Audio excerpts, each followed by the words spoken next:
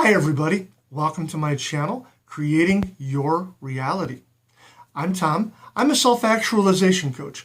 What that means is I help you realize your true potential in the areas of personal relationships, self-development, and your career. Three very important things. Are you ready? Then let's go. Now, last time I laid out for you my definition of what self-actualization truly is.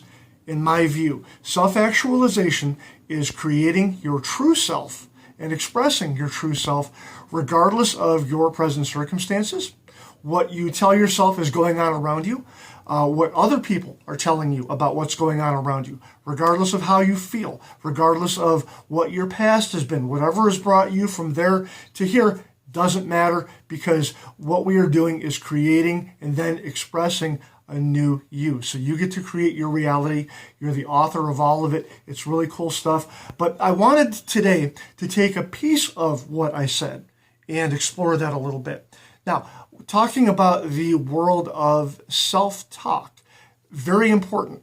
Now, self-talk is like watering a plant. You can either water it with good stuff and the plant grows, or you could be pouring diesel fuel on the flowers and they will die. It's that important, okay? It's even biblical. Words give life. That's one of the most important things that you need to understand. The power of life and death is in the tongue. Once you get that, you start getting an understanding of what I'm talking about. Now, you could say, Tom, I don't talk to myself. You're nuts. Only crazy people talk to yourself. You might talk to yourself, but I sure as heck don't talk to myself. Well, I'm here to tell you that, yeah, you do. You know, in that quiet time when you're laying there in bed and you're replaying the movie that was your day, well, that's self-talk. You're revising, or you're revisiting conversations that maybe didn't go so well. How do they make you feel? Okay, that's self-talk. You start telling yourself about things that went on that day. You're judging something as good, or you're judging something as bad. Again, then that creates a feeling, and that's going to very much determine the mood that you're in, not only that night, but that next day. So you're either killing yourself with your own mind by the mental words, your mental diet that you feed yourself, or you are uplifting yourself. One of the two. The cool thing is you get to choose, and that's one of the things that we're going to keep exploring. Now, the other time that you can do your self-talk is when trauma happens, when you have a bad fight with somebody. Sometimes that can trigger the endless stream of consciousness. Why did I do that? That MFer, they said this. I hate them. I've always hated them. Boy, I remember back 5 years ago, they did something that really pissed me off. Or sometimes the trauma can just jump out. Something can happen. You can spill a glass of milk on your table, and all of a sudden you can rehear the words of your parents yelling at you about what an idiot you are. And you haven't maybe heard that since you were 6. Okay, a lot of things trigger those inner tape loops. And when you go for a ride on those, if they're negative, you are going to carry yourself so far away from your blessing and the things that you want to do in life. It's not a good place to be. So you've really got to watch that. Now, how else can we self-talk? Well, what about the music you listen to?